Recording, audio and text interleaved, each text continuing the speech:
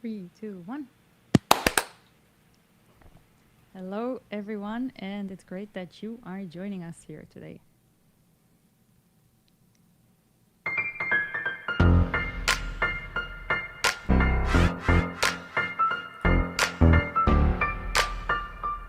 Let's do it.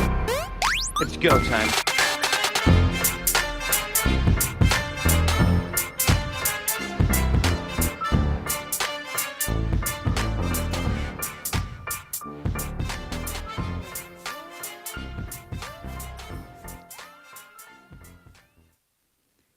So, today we have a very exciting episode. I am personally excited about that. I think you can hear that. We will be talking more about hacking with Go, but this one will be with the angle of AI.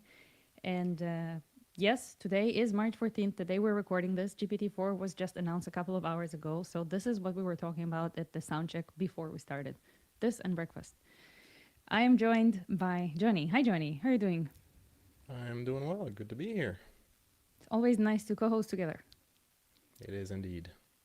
And we have two awesome guests that this is their appearance number 7755 in our show. And we're always happy that you're back to tell us more interesting things about hacking.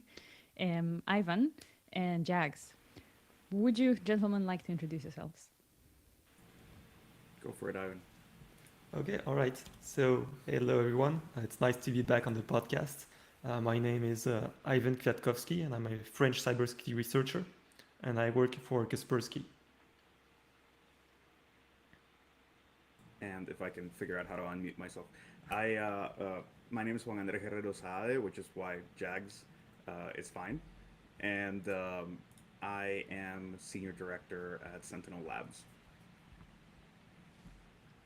So, you both are hackers who are not using Go in your everyday life, but you have come across Go and in your cybersecurity adventures, and you have interesting things to tell us about that.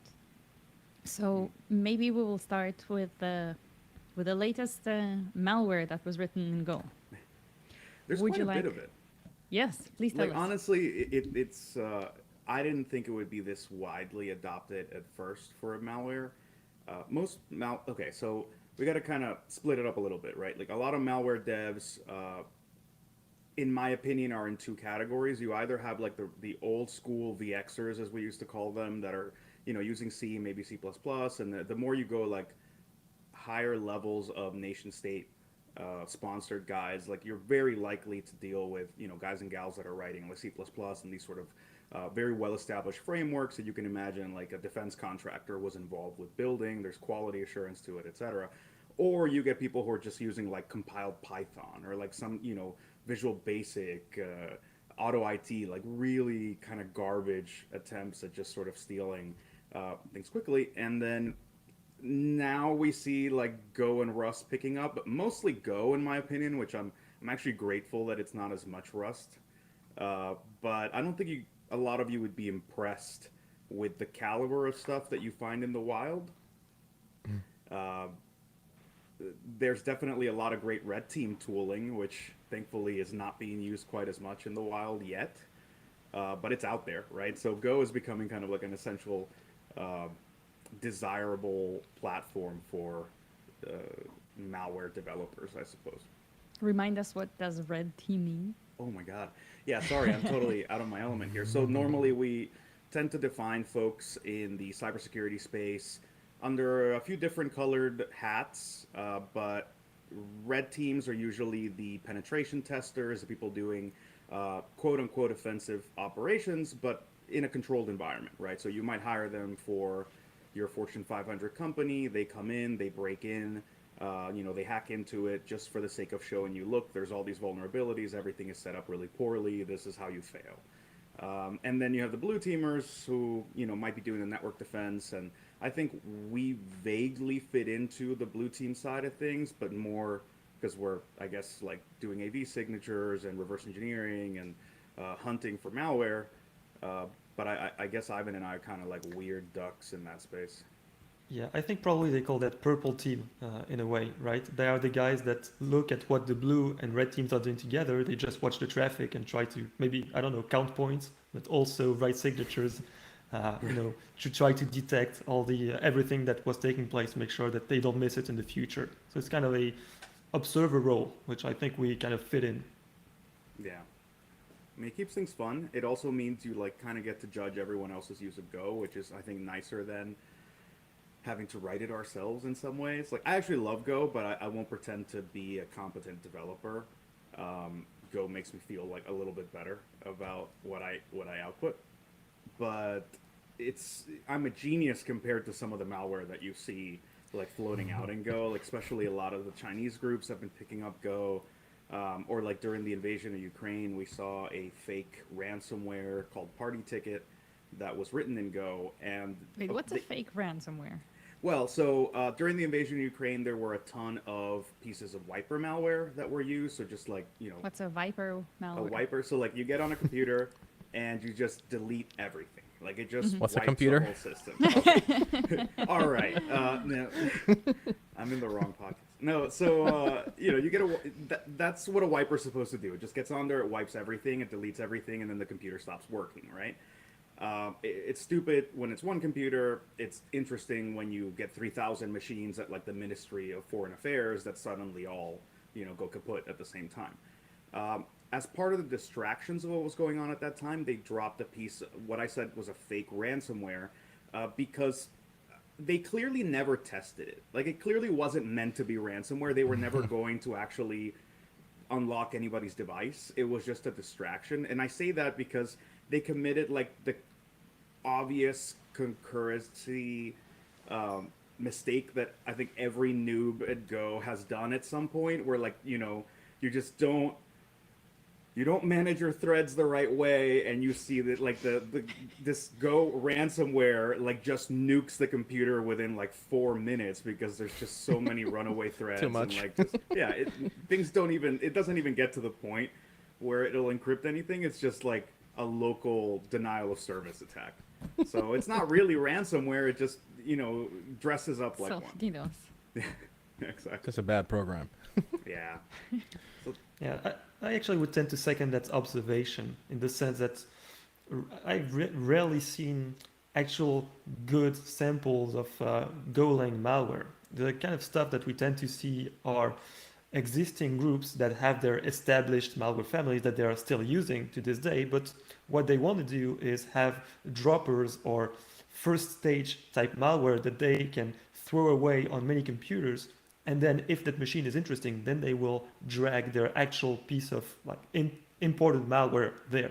But those first stage malware, those droppers as we call them, they tend to be kind of throwable. Like they write one of them in a week in Go language, they write another one later in Rust. And then when they arrive on a machine, they start typing commands, they try to deploy something. If it works, great. If it doesn't work, then because maybe the antivirus is blocking the attempt, then they just pull another one from the shelf and so on. So they try to create many, many different ones, as many as they can in as many different languages as they can, and they do not master any single one of those languages. They just read they piece together maybe some Stack Overflow questions until they get something working. And at the end of the day, they have some piece of software that does something, but I mean, if you were to look at it from an engineering standpoint, probably you would be appalled. Yeah, well now they have GPT-4, right? So no, I don't want to say that because I'm gonna fall into the same like ambulance chasing that's been happening in cybersecurity, where everyone's just like, GPT-4 is gonna kill all of us. Like every attacker now uses GPT-4, and like we're sitting here, there's plenty of open source malware. Like they don't need GPT-4 at all. Right. If anything, and they're being also, lazy. Where was this outrage when GitHub Copilot was released, right? Because it's probably a much more efficient way of writing software currently than just asking ChatGPT or whatever OpenAI API to output code page by page, right? I feel seen right now. This is. I feel very seen. Yes, ChatGPT to write your concurrency Go for dude, you. 'Cause- so GPT talked like 20 minutes before we got on this call. And I'm just like asking it a bunch of rapid fire questions just to see like, are you doing better? Are you better at this? And like it did some impressive things, but like it does allow for like peak laziness. Like, oh, it's just like, okay, write me a deployment script for an entire like Elasticsearch cluster in Bash, go. And you're just like, I mean, I hope it works, right? We'll see if it works. But on another level, as far as like lazy DevOps, like, there's Well, something the there. next thing in that set of actions is that throw that script and say what's missing here, what's the pitfall, improve that. Yeah, just ask it, does it work? Does your script work? Maybe it knows. Right? How can you improve that? I mean, it does. It will give you ideas. It will. I think the thing that's missing, and I have no idea what OpenAI's plans are for the future, but the obvious thing that's missing is just having some kind of like a REPL where it's writing the code, running it, writing the code, sort of like decoding. Because if you just throw errors at it, like you just copy paste your errors, like it'll just keep fixing the thing as long as you keep it out of like hallucination mode, which there's no warning, right? It doesn't turn red, but like when it starts just telling you fake APIs and like call functions that don't exist, packages that were never written, as long as you're out of that uncanny valley, you're okay, right? It's gonna keep fixing itself. So you need some kind of like LangChain implementation that's just writing the code and running it and then debugging it as it goes. Wow. So when you This is say the- that the code, the malware code that was going around is bad and concurrency and everything, I need to know, does it have any tests? Oh, well, we wouldn't know. We wouldn't know, right? Because we're getting the compiled, deployed version. Those aren't But testing them. Yeah. I'm gonna guess that there were no tests written for it. That said, I feel like we shouldn't be too harsh on developers that don't write, tests. But that maybe I'm not trying to draw any sympathy for our like Russian wartime malicious operators, but rather for myself. I mean, if you mean unit tests, I'm going to go out on a limb and tell you that probably, very likely not. If you mean testing return values and making sure that error is nil, then sometimes you would get that, yes. Yeah. I think you've had better luck, Ivan, because like you did Sunburst and sort of like the interesting solar winds attack that some folks may have heard about. Yes. For example, we people heard who about it. heard the first episode. Ivan actually analyzed that one, and so like I feel like that's one where you go, okay, this is slightly better written. Than, it definitely works, right, compared to some of the other things that you analyzed. It does. Yeah, this one was actually my first experience with Go, so at the time I had no idea whether or not it was proper Go language. Although, like, experiencing Go, it felt like the language was kind of trying to prevent you from like not using it properly as much as it could. But in retrospect, yeah, it does feel like Sun Shuttle was kind of a good student there. Like they were really actually testing for all the like return values when it felt like it was needed. Overall, the structure seemed to make a lot of sense. So yeah, I suppose it was on the higher end of Golang malware.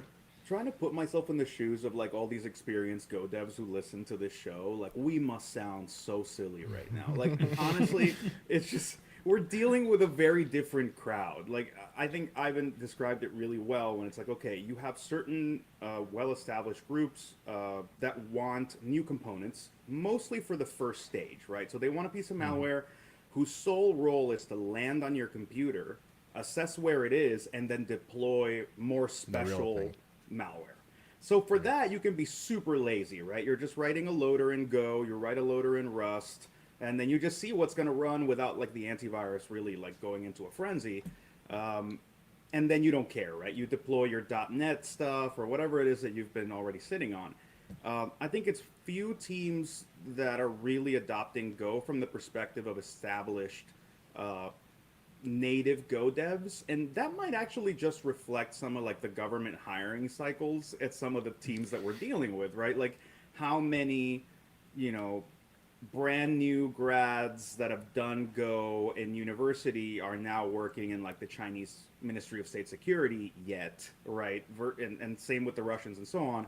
There's almost like a generational thing that I'm not going to say we're waiting on, but that I expect is having some effect. So now we see Russian ops picking up with like Kubernetes and stuff, and you're like, okay, those are not the same old dudes that I've been dealing with for the past 15 years.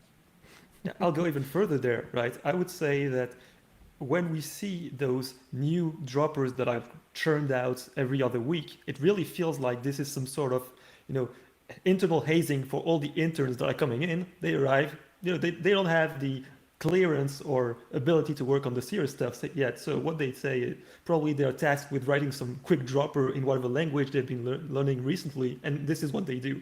And then maybe in 6 months or when they are finally hired or so on, then they move to other stuff. But it really feels like this is the kind of, uh, I would say, internal circuit that they are going through. Like for new hire, then you write a dropper, and then maybe if you did a good job, you can go and handle the actual They're being operations. hazed by Go. Exactly. It's Or Rust it's or Pascal actually. James. I'm finding the sort of the way y'all are talking about sort of state sponsored like security like breaches and malware and all this, like it's like a regular job, right? And when you go to you join a company and if you're a junior or straight out of school, right, you don't get access to the critical path stuff, right? Maybe you get put on some bug duty or whatever it is, right? Like, but there's a process you go through to get promoted into working with better stuff. But when we think of hackers, we think some kid in their basement, right, with Cheetos all over their t-shirts, The 400-pound and hacker from like the Trump era. right, yeah, it's like this stereotypical stuff you see in the movies from the old days. It's like, but this is completely not what it is. This is like formalized, like a job.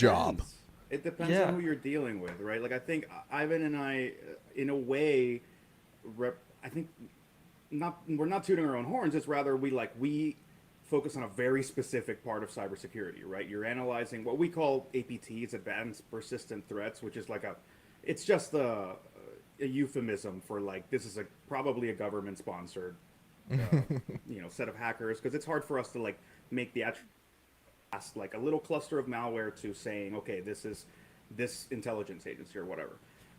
But you get to see everything, right? Like this year we've had hacktivists become like a big thing again.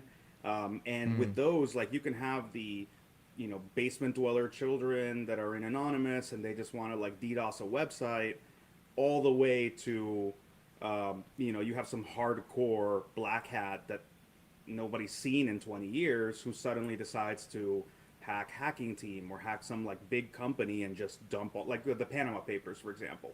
Random hacker, nobody knows, hacks into this place, steals all their data, posts it out there just for the sake of anarchy, and then everything melts down. So you get everything. And then for us, I think we tend to, like, I don't want to speak for you too much, Ivan, but like I think we tend to focus a lot on like the government side of the house. It's like these guys tend to do more interesting things from the defense side of things. Yeah, absolutely. And the comment I would like to add on this is that, yeah, it's true that we have this vision of the hoodie wearing hacker that is been fed to us by Hollywood, and we kind of want to believe in it because it's an appealing image. But at the same time, as JAGS was mentioning, we kind of focus on those threat actors that tend to be intelligence services. And intelligence services, like they may hire people that wear hoodies, like that's their business. But at the same time, they are, they have customers, right? There is an intelligence cycle. They have to produce information for other departments, other services, maybe for the executive level. It's a and job. this, exactly, Right. it's a job, and they have to provide, they have to deliver at the end of the day. And so they really need to set up all sorts of processes where if Bob is sick, calls in sick one day, then Alice needs to be able to fill in. So they have to have those repeatable processes. They have to have those programs that every operator knows how to use, and they need to be able to like move around across people, because it's like a production factory, right? The spice has to flow. They cannot ever stop, because it's basically this is the job. Right. That's beautifully put. It changes country to country too. Like we're so much more formal in the West, like especially in like U.S. Five Eyes in general. Like you can tell there's a production pipeline that involves like defense contractors and like the defense industrial base, right? Like a Raytheon or a Northrop Grumman will get involved in that. And then you look at certain like European countries, and it's obvious that at some point someone in an intelligence agency like hired like 5 hoodie wearing French dudes in a room somewhere, and they built a whole platform, right? So like country to country you'll get something different. The Chinese, like the reason we get pummeled by so many Chinese attacks is they're really undiscerning in their targeting. So they'll go, okay, we really need to get into this pharmaceutical company, and they'll pass that requirement to like the state sponsored guys, to the random hoodie guys, these dudes that just like do hack for hire over there, and like you'll see 12 teams hitting the same target. You're like, please, like this is, be stealthy. Like at least pretend you're trying not to get caught. So it's culture to culture. Every place is a little different. Yeah. I will say though, like despite what Jax just said, eventually they managed to get in though. So for like sure. we're having a laugh here, but at the end of the day, like it works. I mean, if you have 12 teams, right, like trying to find a hole, I mean, if it's, I usually tell people like, look, like security and like, you know, reducing your surface area, like you have to think of these things as mitigation efforts. If a group of people or a state sponsored like situation happens to you, chances are they are going to find a way to get in. It's either, if it's not your security or your software or your file or whatever it is, it's going to be, you know, some weak link in the chain in terms of a person, right, who has some sort of vulnerability, or they fall for some phishing attack or whatever. But if somebody is after you, they will get in, right? Oh yeah, and actually it's never the firewall. It's always the phishing. Yeah. There's so much focus on like, oh, people are using these like unpatchable 0-day exploits and all this stuff. Where you're like, yeah, sure. But what about like the 95% of attacks that were just like someone opened an attachment, someone put their credentials into like a fake Facebook website they got emailed. Oof. Like that is a lot of attacks, and people discount them. But look at what's happening now with the rise of supply chain attacks. So like my first unpopular opinion on this show was, you know, software devs may be like have some of the worst security in all of the internet, because like we you know, I'm not going to say we, in this case I will toss it on you guys, like there's a certain amount of hubris, there's a lot of installing random stuff, and you know, a lot of reliance on package managers. No one wants to run an EDR, XDR, brew install. AV. Everything is root, but like there's all the SSH keys and PGP keys and things that you use to like change prod are on your laptop. So like we've seen plenty of ops, and some that have been like leaked and publicly documented, where you're like, okay, they were obviously going, you know, they were fishing through LinkedIn to get to the devs. They know these are like the sysadmins for the company. You walk in, you already have root passwords, you already have access to the entire environment, and you have the keys to hit prod. And that's the beginning of a lot of what you might consider like supply chain attacks, right? If I can change your code base, I can add malware directly to the update pipeline that you use, and I can hit every single downstream customer that you have. And that might have been esoteric like 10 years ago. We're like knee deep in it now. Like it's happening all over the place. Right. The brew install was definitely spot on, but I do wonder if Go being so conservative on libraries, and you know the repeating recommendations to just stick to the standard library, is this in any way helping things and making Go slightly safer? I think it creates a central point of failure in some ways, but it isn't one that I think is bad. Right, like I think Go is in a much better situation because of what you're describing, sort of conservatively. There's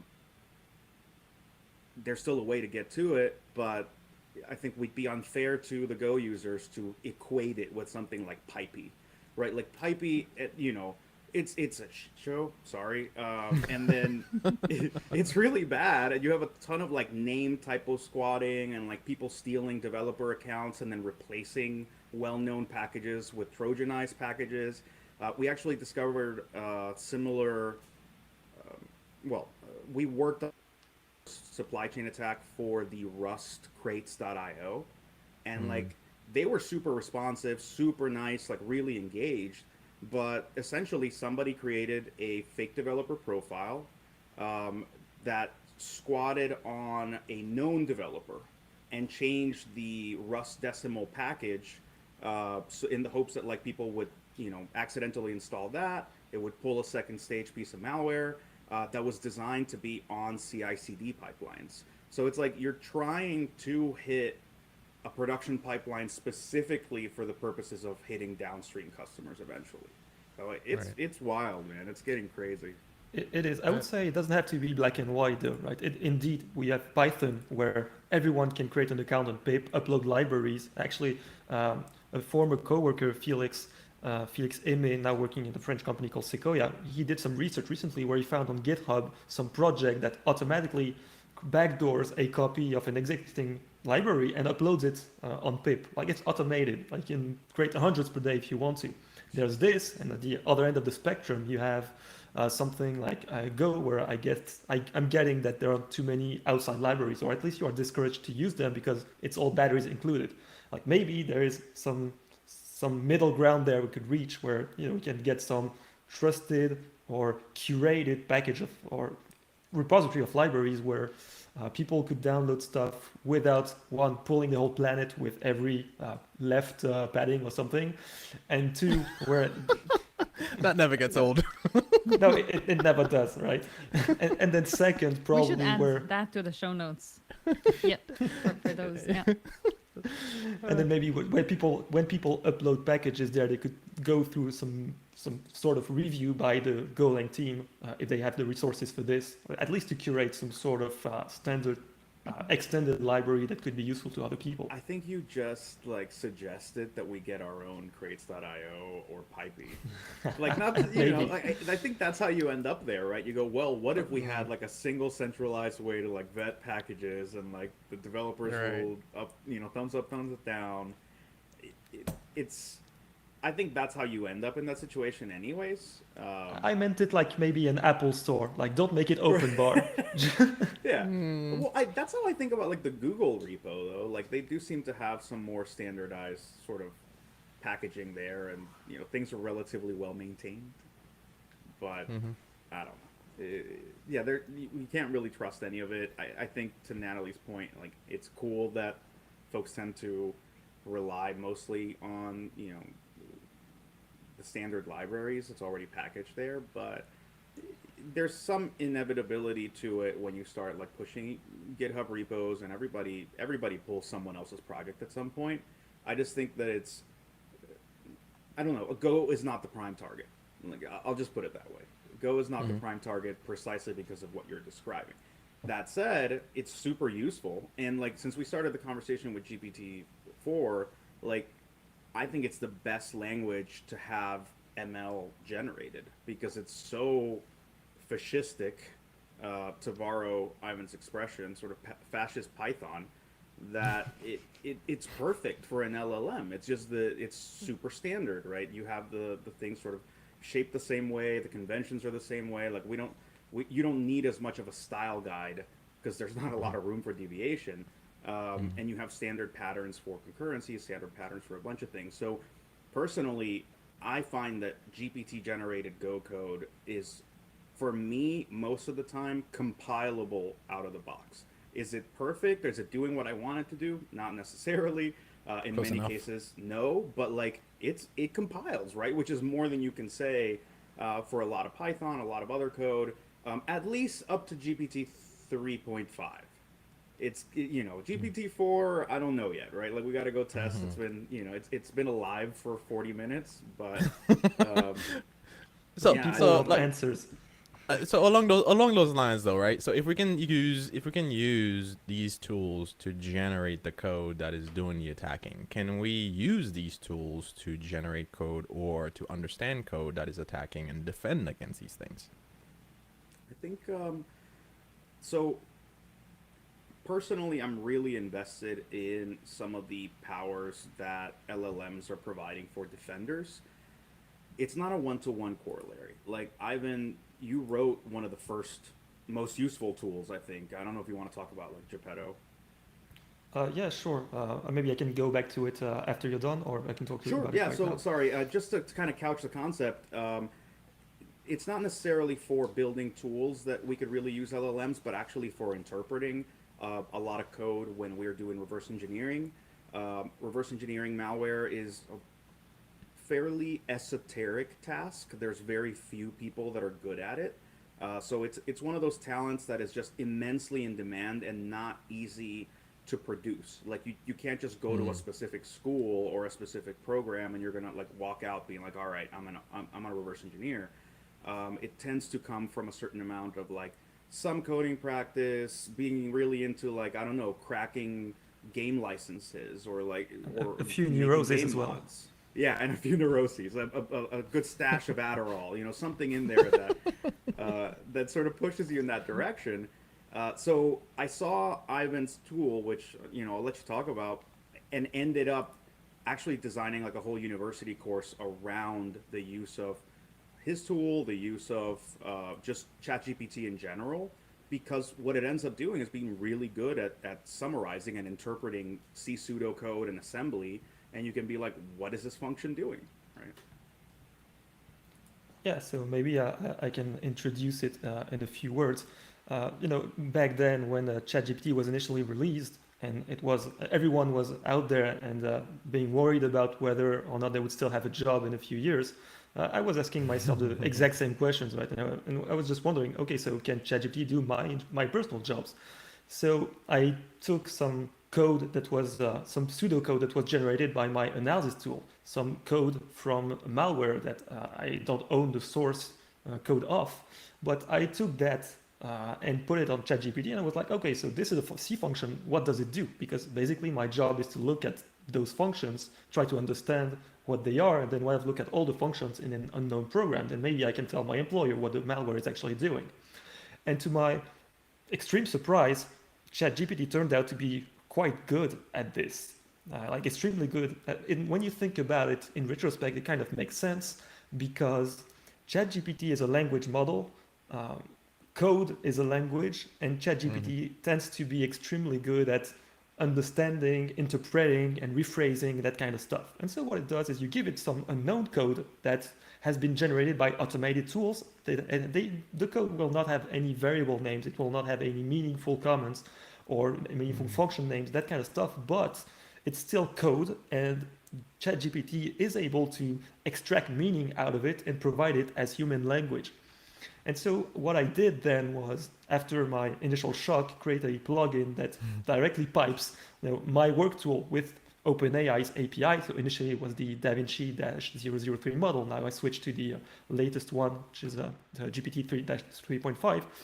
But so what I do is my tool now sends the pseudocode to ChatGPT, and ChatGPT, or the OpenAI model. Sorry, I know that this is not exactly the same necessarily, but anyway, OpenAI's API just returns to me a comment that is, okay, this function, this is what it does. And then maybe I have to check it a little bit to verify that it's consistent with what I'm seeing. But overall, I just press a combination of hotkeys, and then the AI is just doing my job, and then I have to piece the things together. So it's really saving a lot of time, and I think it's seen a lot of adoption in the community, considering the activity on GitHub.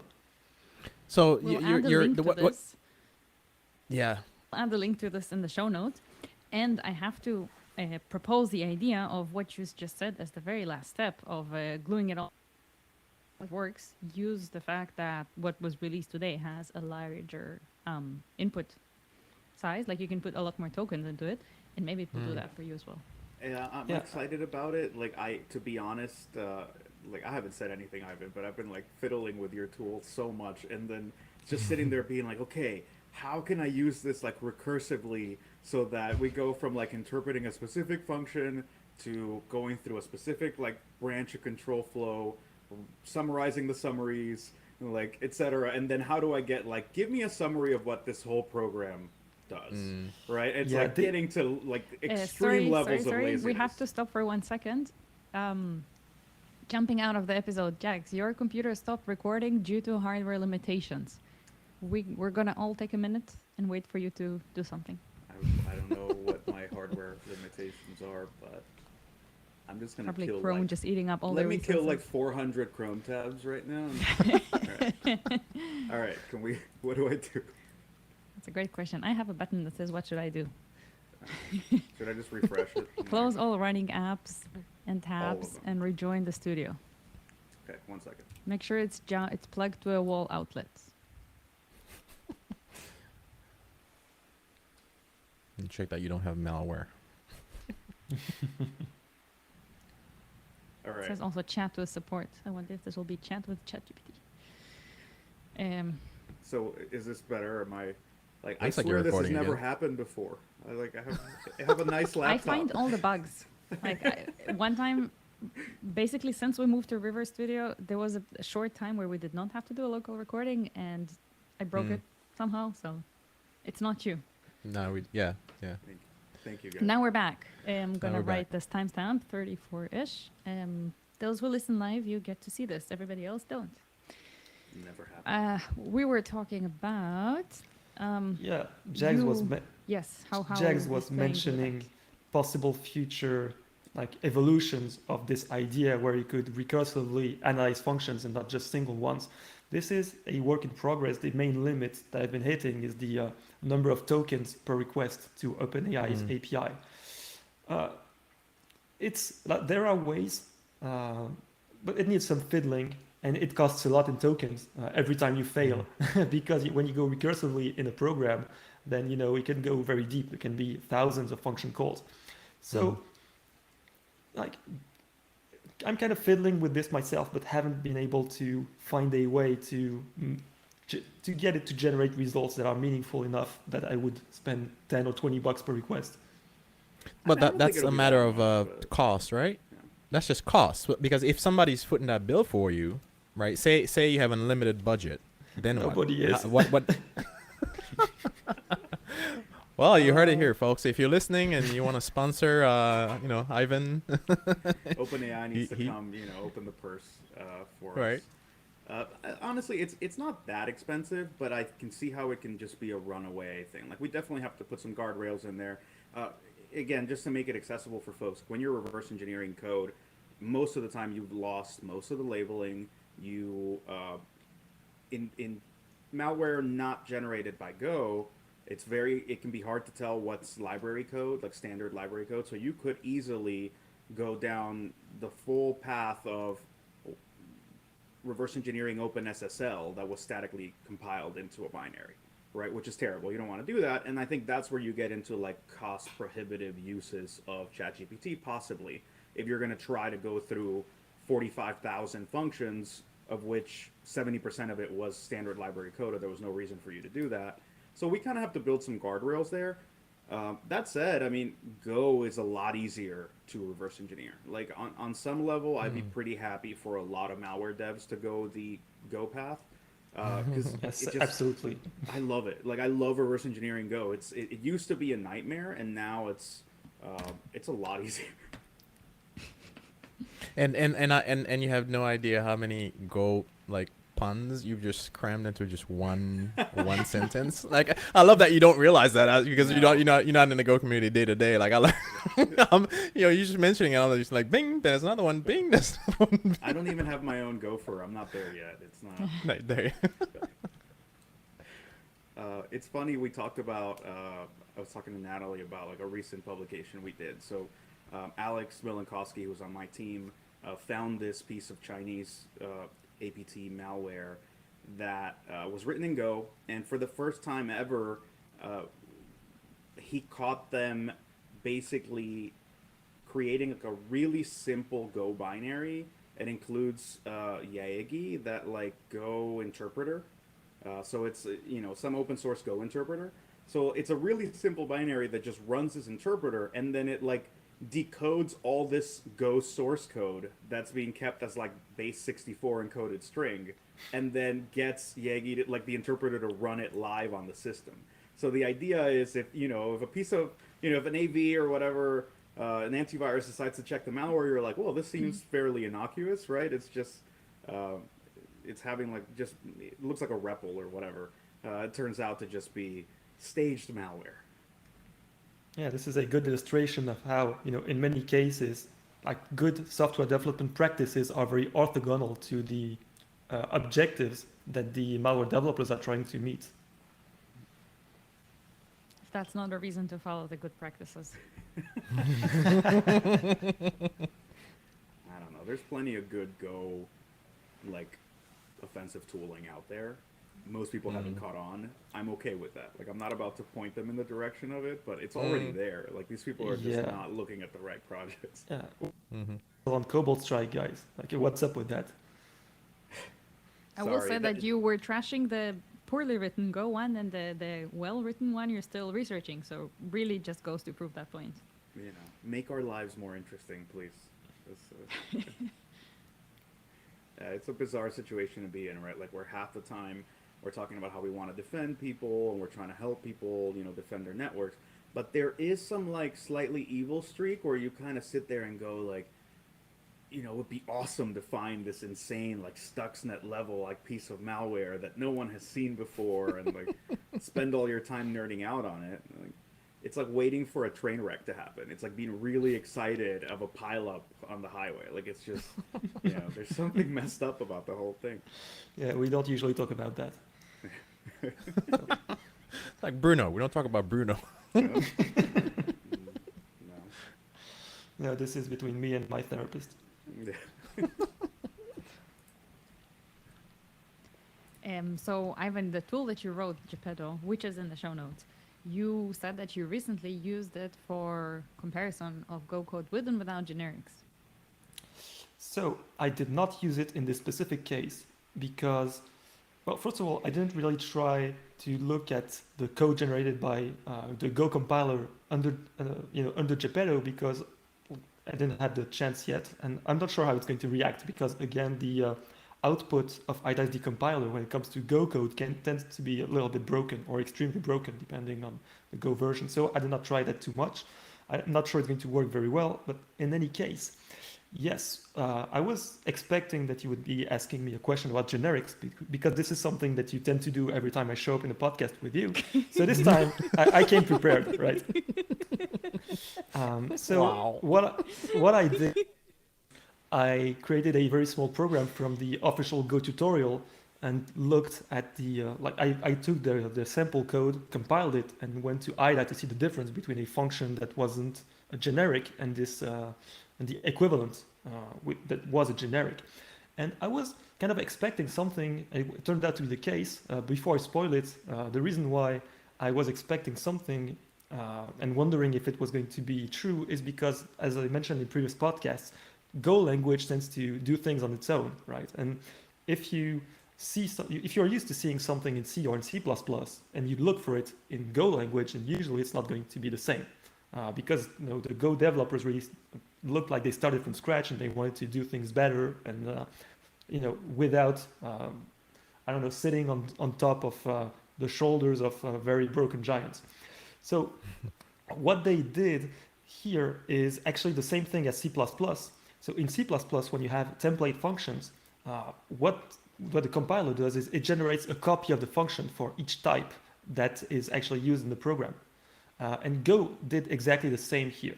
So if you have a generic function that can receive as arguments either an integer or a float, for instance, or maybe a string, whatever, then in the compiled program, you will have one version of the function, which receives an integer as an argument, and where everything inside the function is rated to integers, and then you will have the exact same copy of the function, but with the different types.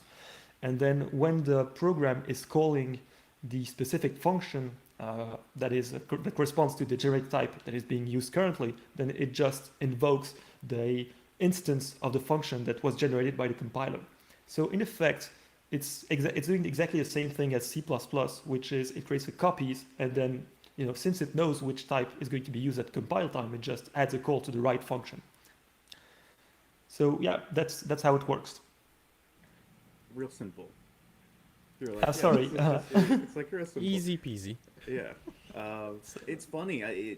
Our tooling breaks really easily. Like there's a lot of I think things that are already rudimentary to the development community that when it comes to the reverse engineering community is not great. Like we don't have a lot of good maintenance of our tools. So for example, Ivan mentioned that IDA Pro, which is like the decompiler, disassembler that most reverse engineers use. When it tries to handle Go, it just kind of breaks and doesn't do very well. It's because of really simple stuff. Like they never envisioned having to have multiple return arguments. Super stupid. It cannot handle the multiple return thing, so it has to do these like function prologues and like just trying to handle how you're going to store this stuff and yeah, you would think that it would be easier for us to patch our tooling. It really isn't. I think a more fundamental problem is that in the specific case of IDA, and I think also Ghidra as decompiler, is that they see some code and they try to decompile it as C, right? And they can only generate C code. And the thing is, it turns out that not everything can be expressed in C, especially Go programs. And so, when they try to like go up one level, but they try to like create the corresponding C code, then of course there is no way that they're ever going to be able to create some meaningful C representation of whatever they're seeing. And so of course stuff ends up missing, or they create variables that don't exist. So it just breaks down because the assumption initially is just turns out to be wrong. If anyone listening to this show is building a reverse engineering tool in Go, please reach out. We want to talk with you in the next episode. Yeah, seriously. Many questions. Someone, please. That would be amazing. I do feel a certain tinge of jealousy when I see like all of the CI/CD developments and like the community sort of building tools around the tools that you folks are using. Definitely a tinge of jealousy. We do not have quite as active a development community. I think it's more a let me caveat that. I think it's more a reflection of how few of us there are working in the space. We tend to be very bogged down, and what you'll get is like Ariel will release a cool plugin and then he'll go back to doing work. So you don't have people sitting around like just iterating on tools, improving them. How do I start this whole new project for reverse engineering or like a new framework? Usually that would mean that some really good RE has stepped away from checking out any malware for like 3 months to go develop this thing. And like there's this difficulty gauging whether that's the best use of their time or not. Yeah, it's true. For most of us, development is kind of a side job, and it's unclear that any of our employers would be willing to like spend 6 months of our time to generate this awesome, framework that would help the whole community. Maybe even for internal use, they might be reluctant. I feel like I don't travel, like the security circles like y'all do, but I've come across tools that seem like they were built for that intent, like providing developer workflow, developer experience, that kind of thing. The one I can think of is I think Ruby based. I think Metasploit is sort of, to me, represents sort of that framework. It provides tooling and ways of hooking into things like to make the job right of doing that work easier. So is anything like that these days? What you described, like you're absolutely right. It's a great framework. It's for attacking. So we don't get as many frameworks for like defensive for stuff. defending. Instead, you get these like factory models, like, oh, just run Metasploit, go to Cobalt Strike. Like, don't worry about it. Just 4 options, and it'll output like new malware for you. And like we're on the other side with like Soviet tools from like the late '90s, just trying. Like it doesn't. There's no corollary there, right? It's more fun to attack than it is to defend. Is that what you're telling me? I think it's more accessible. I don't know that it's more fun, but it's because I'm like the weird kind of nerd that like just really enjoys doing reverse engineering and malware hunting, and so for me, I like that better. I think it would be really weird to be in the offensive security space but not attack anyone for real.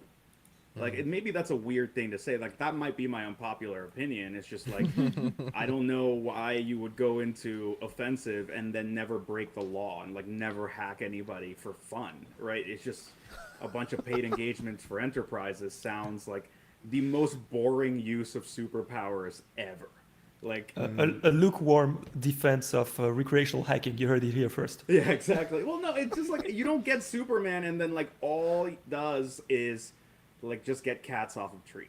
Like that's a nice side hustle, but the idea that like you have superpowers, you can break into these systems, you can just traverse through places you're not supposed to be in and get your hands on things you're not supposed to have, and you just kind of choose to like rob a candy store, right? It just it doesn't make that much sense to me. So I'm happy on the defensive. Like that's the worst answer to like, I think it's much more exciting to be on the defensive side of things, but it's just like a Rubik's Cube that's kind of turning itself. No, but I think you're essentially correct there. I think that probably most of the defenders know that they shouldn't be trusted with such a power, and all the attackers know it too, but they just do it anyway. Right. They're living on the edge, man. Oh boy. This is why you go work for like the NSA or something, right? Like they're recruiting super heavy right now. So for anybody who'd lost their job at Google or whatever and is bored and doesn't smoke weed and wants to serve their country for like less money than what they were making, they can. And go are do U.S. it. citizens. And are U.S. citizens and have not been arrested, and there's a few different caveats there, but essentially you can go serve your country at the NSA and presumably do cool stuff. So. Don't ask how this reminds me. I owe IKEA an apology. Stage What? is your- More, please. Some episodes ago, I was comparing a poorly written code to IKEA furniture. Ooh. Ouch. Not as part of unpopular opinion. Did you get a cease and desist or something? That's what No, I was gonna ask. Not Luckily- allowed in luckily, no. Sweden ever again. it's not a Swedish company as people think, apparently. Yeah, no longer. It was and still branded as one. But a friend of mine who is a cloud consultant was helping IKEA to migrate to the cloud and to also Please adopt don't say Go. China. No. And then they mentioned to him that Go is nice and everything, but she trashed us on Go time and it's not nice. So I apologize. I'm sorry about that. Wow. It made it far. I know, right? It was Like, not that's- cool for me. Wow. And I will do better. She You have to trashed shoulder us the on weight Go of time. responsibility that comes with wielding this microphone. You know? Wow. That is amazing. That's such an amazing story. Well, hopefully IKEA will, hear word that JK, Natalie didn't We'd really love mean to it. have you on the podcast.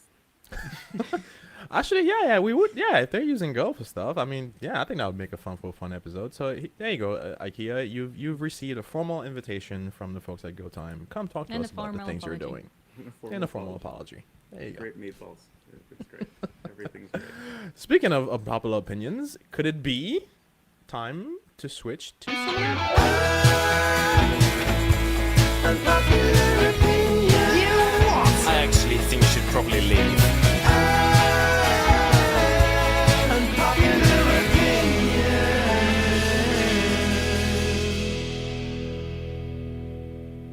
Well, Johnny, as the person who brought Whoa. this up, do you have one for us? Ooh. Not to put you on the spot or anything. I will say that as we were doing the sound check, there was one sound that was a bit off, and I did literally point fingers. So first this, now putting you on the spot. Sorry, Johnny. Seems it's my apology podcast. Your apology tour. Yeah, Yeah. your apology tour. Unpopular opinion. How about we circle back to me? Because I'm trying to think of how to articulate mine in a non IKEA offending way, like you've done. That was not part of unpopular opinion. That's the worst part. Oh, man. I feel like I've dropped so many unpopular opinions just casually through the length of the show. It's true. That, you know. Do you have one for wrapping up? I don't know if it's an unpopular opinion. Well, I can make it an unpopular opinion in the context of this podcast, but like, I feel like Python 3.11 is trying to copy some of the better syntactic features of Go for relevance. And the part where I think it's an unpopular opinion is I could see a world where it continues or further dominates in like programming language market share by just stealing a couple of decent ideas and like continuing to live as the lazy person's scripting language. So if you have to summarize that into a tweet that we can Into a vote tweet. upon. If I had to tweet this out, like 140 characters, just be Python 3.11 is gonna kill Go, which is Okay. Which is probably going to make it high in the yeah. unpopular I mean, opinion it's board. super unpopular. It's not that I agree with it, but I'm saying like if you just you steal a couple of ideas and then the laziest freaking programming language that most people use to like just kind of script their way out of a paper bag, suddenly has a couple of like the nice features of Go, and you go, well, just stick around here until I'm ready to wade into the pool of being an actual good developer. I'm gonna just be cool over here, right? Mm. The AI will change that, and we have to have another podcast about this. This is a topic we did barely even open, but we were definitely planning to. Let's see. Yeah. Ivan, do you have an unpopular opinion?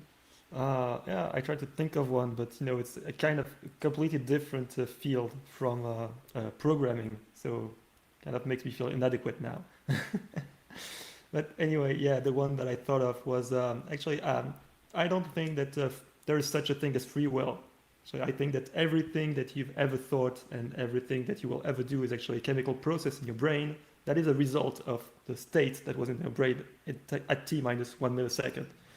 And in that sense, unless you can prove to me that there is some sort of soul or spirit or something, then you cannot, like, I would not be able to place the location where this free will would be located.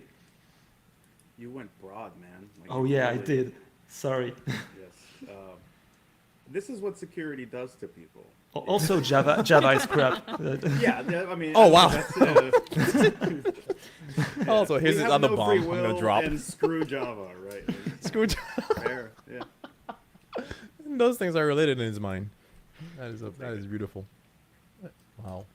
Straight nihilism, man. My unpopular opinion, and I don't know, like I have a nasty habit of thinking my opinions are unpopular, but they end up being popular. Except that one time I actually did have an unpopular opinion. But anyways, my unpopular opinion is that I think with the advent of these generative AI tools that can understand language and generate language and everything else, while it is easy to leverage these tools, and I speak from somebody who pays for GitHub Copilot, and I use it, and I like it. While these tools may make the act of building and writing code easier and faster, the responsibility, right, still lies with you, the developer. I think we're entering an age where you're gonna learn not really how to write code, but how to proofread code. Because if you can have machines or like a model generate code for you, then the only thing you're doing is verifying that it's doing the right thing. And right now, I find that about 50% of the things I'm generating from something like a GitHub Copilot, like I have to tweak because it's not quite what I want, but that's still 50% of typing that I don't have to do, right? So it does help me. It has given me a boost of productivity, no doubt. And I'm glad to pay for it, but the responsibility of understanding what it is that it's generating, and to me, it's like back in the day where I'd look at a website and I was learning how HTML or how a website worked. I'd do view source. I think corollary here being that you can get the equivalent of view source. You can get source code right from the cloud, from something in the cloud, but it was still up to me to understand what HTML tags were. What does a p tag do? What does a image tag do? If I add this attribute to this tag, what does it do? Like, you still have to understand, right? You get a leg up, but you still have to understand what it is that you're getting. So the just because you're gonna get tools doesn't mean you the responsibility of said code, either the productivity or whether it's the benefit or the chaos that ensues from you using that code and shipping into production, all that stuff. You are still responsible for that code, right? And I would probably be harsher on you as a developer who commits generated code and doesn't really verify it, proofreads it, and fix it, but I'd be much harder on you knowing that's what you did, right? If you actually wrote the code yourself, right? If you wrote the code yourself, I know, okay, it's human error. Maybe we need better practices for code review and everything else. But if you're just blindly generating code and getting in there and shipping it, then I'm gonna be much harsher on you. The BuzzFeed article, like listicles, basically write themselves, right? Like this developer checked in random ChatGPT code to Google 3 Oh, yeah. and took down like half of ads for like 45 minutes, right? There's ways in which you can see the laziness kind of like potentially kicking in. I think you're right, and it's interesting because you see certain I see certain developers like on YouTube. I'll still watch people who can actually program, even if I can't, who are just talking about like, oh well, there's this productivity boost from Copilot. There's also this drag that comes with having to like sit there and interpret code. I think I won't speak Welcome for to my Ivan. world. Yeah, exactly. Like that's what we do all day. Like there's no problem. Like we don't. I can't speak again. I don't know how much you do, Ivan. Personally, I don't write that much code. Most of the time, I'm trying to interpret code. So the idea that I have a thing that's gonna write, 70% relevant code for me, and I can just template that. That's on my end.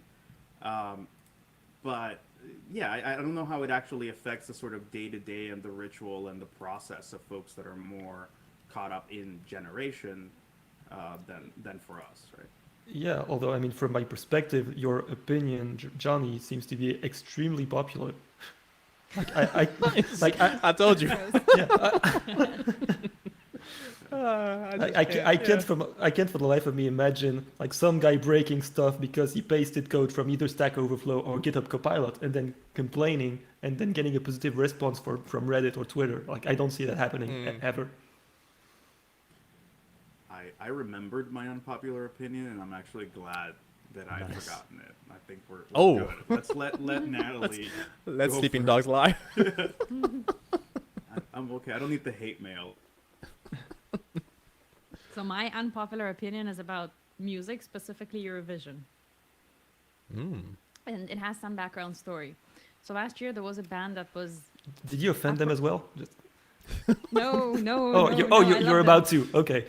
no, I like them. Go for So it. there's a great band that's called. Their new name is Electric Callboy, and they in the beginning they had the name Eskimo Callboy. They applied for the Eurovision. Many people loved them last year, 2022. They were rejected partially because of the name. That's one of the reasons they changed it. And then they ended up being not making it to the Eurovision to be the German entry. For all the American listeners, Eurovision is like a competition of music between the European countries and some additions like Australia.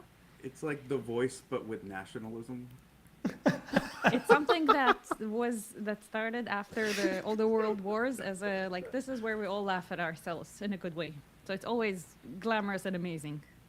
It's always around May or so, and then the winning country gets to host it and so on. And every year, like the entries is a wide range. It's super fascinating, fun, love it. Yes. So the German band Electric Callboy, they did not make it, and then there were petitions to allow them to be the entry. And this was Germany generally works in the sense that if enough people sign the petition, the government has to take it seriously and discuss that. This is not a government issue, but Germans do petitions. So there was a petition. This was not accepted by the Eurovision Committee for Germany, whoever is responsible, and they were eventually rejected. There was another entry which was nice but made it super low and was okay song, not really Eurovision material, if you ask me. And then this year's entry is it's a good band. It's a nice band. I didn't know them. It almost feels like another version of this rejected band, and this is probably where I'm offending them. I think you're nice. You're not as good as Electric Callboy. And here comes the unpopular opinion. Germany made a mistake here, and they should have corrected it this year, but they solved it in like a patch. Here's the long unpopular opinion. Good luck summarizing that into a tweet. I was trying to duck out of the screen. Be left out of this one. Well, hey, if we have a Twitter Blue, we can actually post a whole book in a tweet now. So it'll. You can basically we'll do figure it whatever out. you want on Twitter now. Like the rules are out. Oh yeah, nobody cares anymore. It's fine. No, you can't use the API, but for $8, like you could probably take a tour of the data center at this point.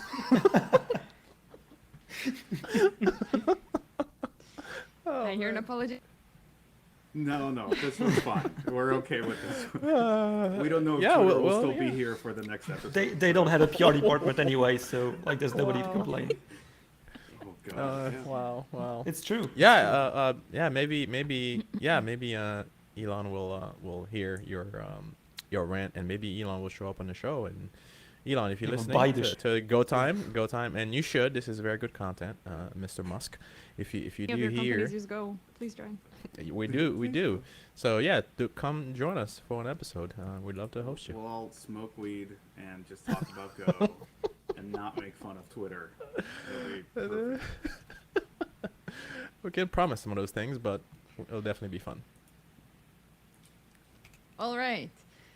Many thanks for joining. Still some open conversation topics, so maybe an episode 5 coming up. Who knows? Have a great rest of your day, everybody who listened or will listen to this later. And thank you, Ivan. Thank you, Jags. Thank you, Johnny. Thanks, guys.